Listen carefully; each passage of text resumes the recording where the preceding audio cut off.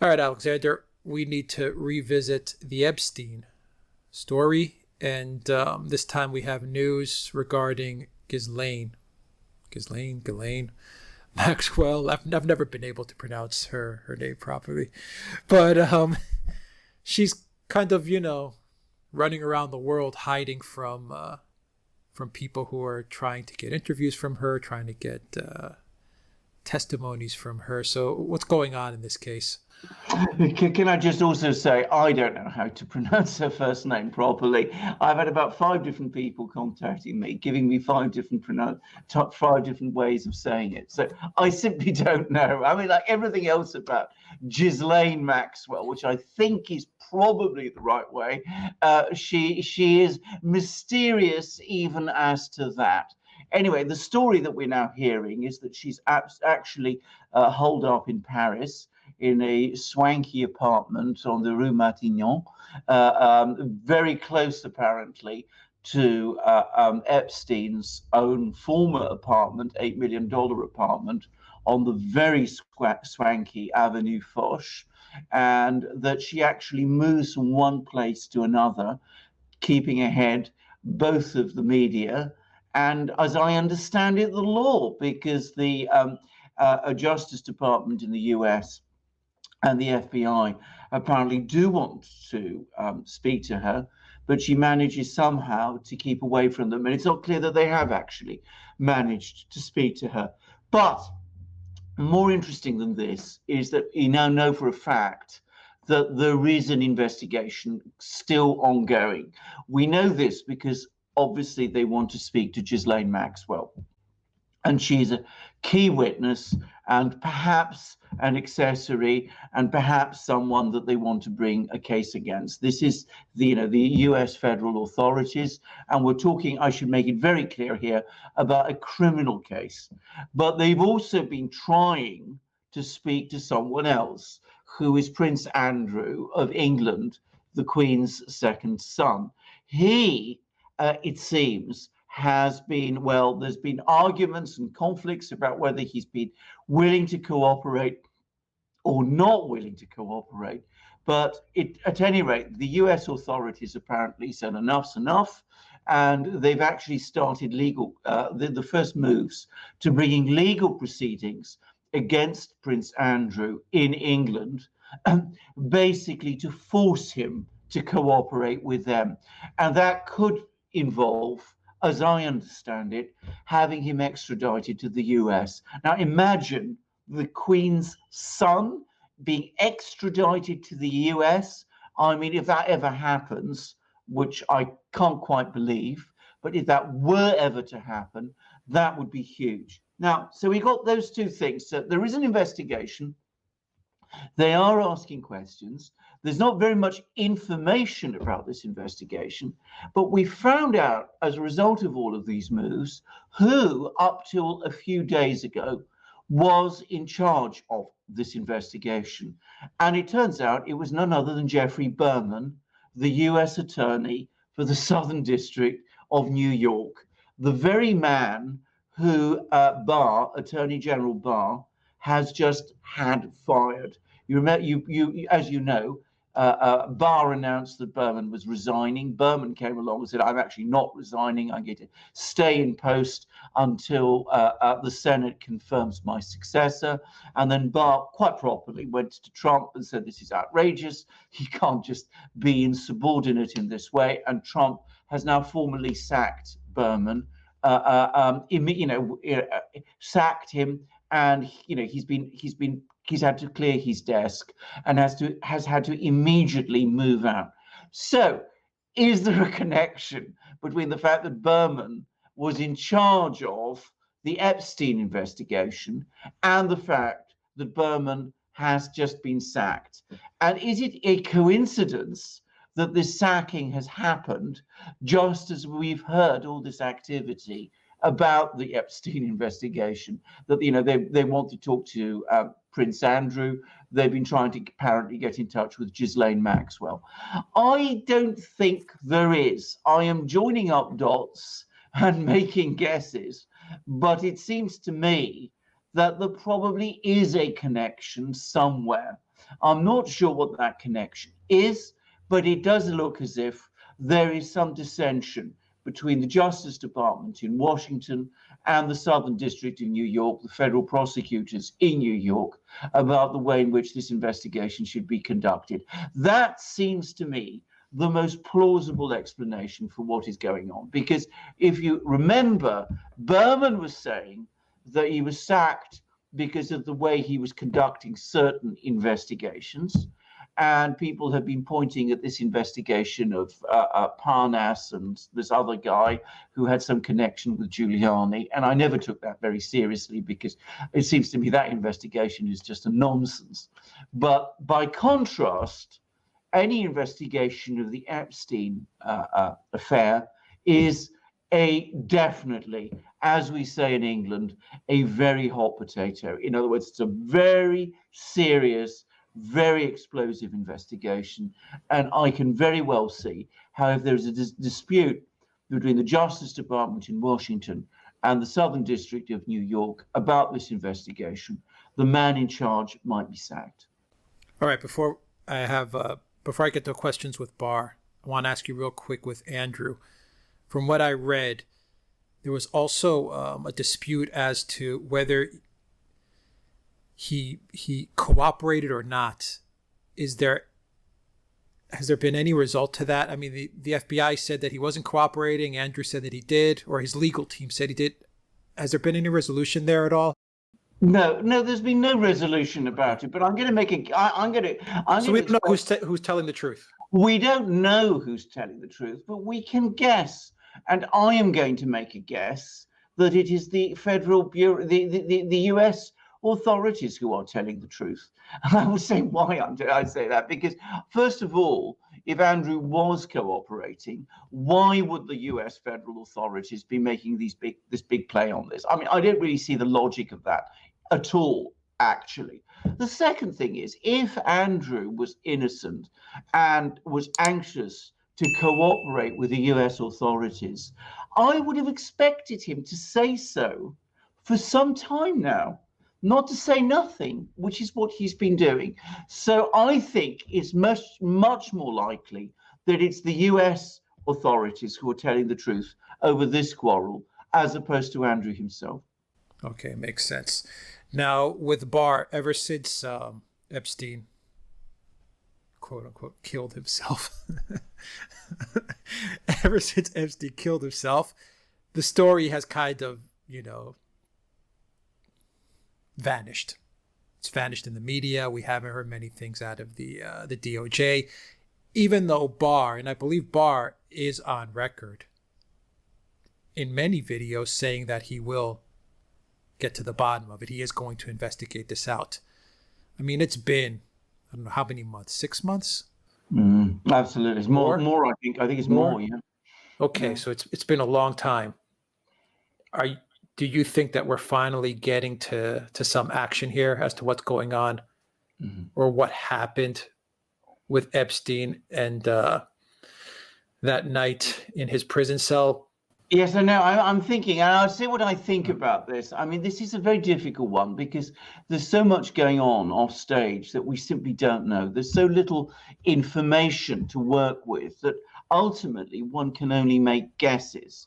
But I suspect that one of the big problems with this is obviously there was Epstein, and there was Ghislaine Maxwell, and there was Prince Andrew, but there were lots and lots of other people, including people who are very important in the United States.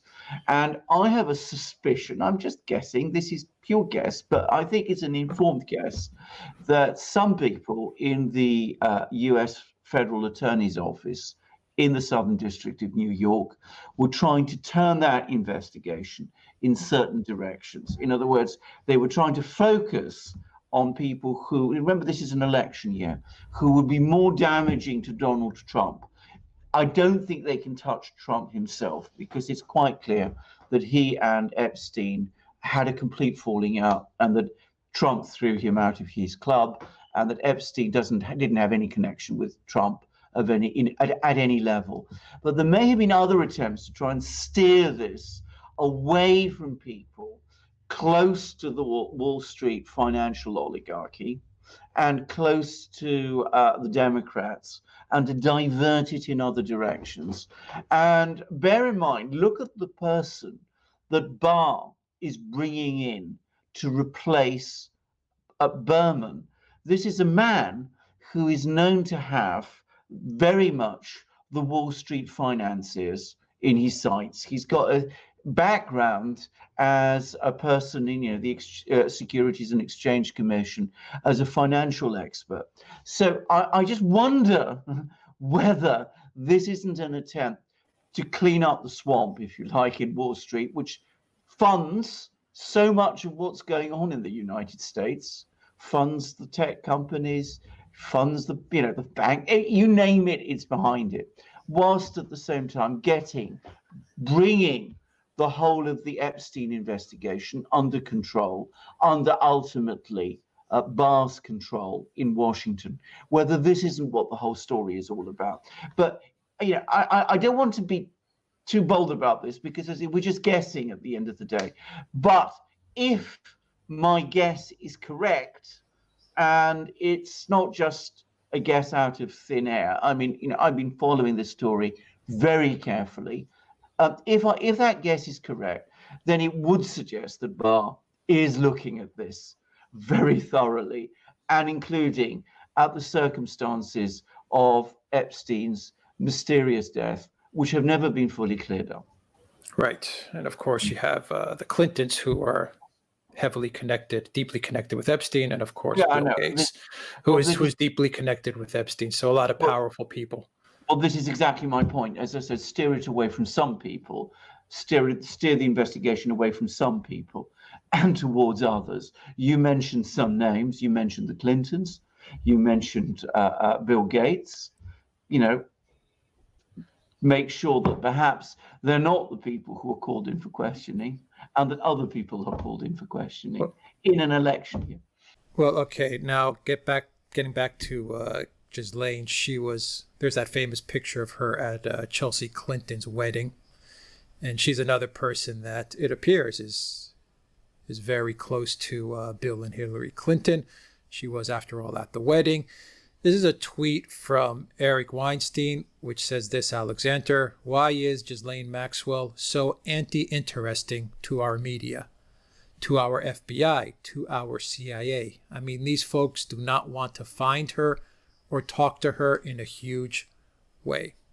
Well, this is an excellent point, because again, we come back to turning the investigation away from some people and perhaps towards others, because I do not believe that the might of the US Justice Department and of the FBI and of all the various agencies, law enforcement agencies of the United States and of the media would not have been able to track down Ghislaine Maxwell in Paris if they had wanted to. So, I mean, the fact is, suddenly we're learning about this person and her whereabouts. We're getting what looks to be reliable information about her whereabouts. And it's only coming now at roughly the same time that the man who was nominally in charge of the investigation, that's to say Jeff Berman, has been sacked. Now, I said that my guesses, which are guesses, are not guesses plucked out of thin air. I am joining up dots a bit, but you're starting to see the dots that I'm joining up. All right. Well, November, got about five months for Barr and his team to get some justice out of the terrible cabal that was Epstein. Absolutely. Now, he's given a very interesting interview, Barr has, in which he spoke about action appearing in the Durham investigation around August. So we got the Durham investigation perhaps starting to crystallize in August, and perhaps possibly Epstein also around August, around the same time. We shall see. Yeah, We'll keep an eye out on things. We live in very interesting times, Alex. Yeah, well, hopefully we'll get some sort of interview or statement out of Ghislaine. Hopefully that'll come very soon. If they want to find it, they can find it. And hopefully before the elections, we'll, find out where Epstein is hiding. Ghislaine, Prince Andrew, and who knows whom else. Yeah, Prince Andrew will give a statement as well, and hopefully we'll find out exactly where Jeffrey is. Well, Jeffrey is, whether in this world or the other one. But can I just say, that ultimately this is a very serious business. People, working people of the United States, young women were criminally abused, and we must never lose sight of this. And when you say how the media has shown no interest in this story, how they've shown no interest in Ghislaine Maxwell or their whereabouts, how they've shown no interest really in Prince Andrew. I noticed that this was news in Britain, but not really news in the United States. That is very disturbing in itself, and it does make you wonder why they are not publicizing this story properly as they should be. And it just does make me wonder who exactly is involved and what does the media really know about it. Yeah, well, the media's not on the side of the people and the truth. They're on the side of, not the Epstein side. That's why. Self-evidently. Yeah, Self-evidently. Yeah, absolutely. All right, we'll leave it there. Alexander Mercouris, editor-in-chief of the Duran. Thank you very much. Guys, if you like this video, click on the subscribe button down below. Click on the notifications bell and smash that like. Also, donate to us on PayPal, Patreon, and Subscribe Star. And go to the Duran shop and pick up some merchandise. Alexander, you've got a mug and you're wearing a polo right there. I certainly am. I should also say I've been experimenting more with hot chocolate recently. So I've been drinking hot chocolate from my mug, and one day I will show you I will show our viewers how to make really good French style hot chocolate, much richer than what you get in Britain or the US.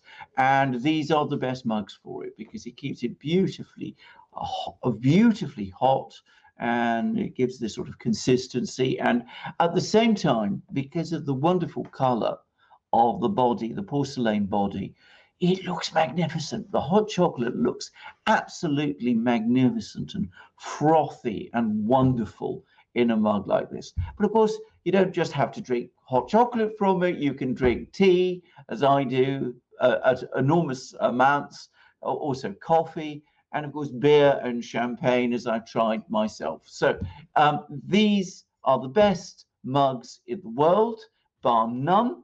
I speak as the world expert on the subject, and Alex is adding lots of other beautiful mugs of the same quality as this one to our shop, which you can find on our shop also. And we also have the best shirts, certainly the best polo shirts, the most stylish, the most elegant, the most James Bondian polo shirts you will find anywhere, and 100% cotton. And again, Alex, I should say, is adding to our shirt collection on the Duran. So we got amazing polo shirts, we got long sleeved and short sleeved t-shirts, we got v-neck shirts, all of immense quality. We've also got hats, hoodies and stickers. We have a whole range of new products, and we've also got our great ebooks, one of which is of course on the Epstein affair. You will find all of those in our shop. You will support the Duran by buying them from our shop, and you will be the owner of these great things. So this is an opportunity you shouldn't resist. Come to our shop, buy these great things, support the Duran, and Alex will tell you how. Just go to theduranshop.com. You'll find a link in the description box down below. Alexander Mercouris, thank you very much. Until next time, everybody, take care.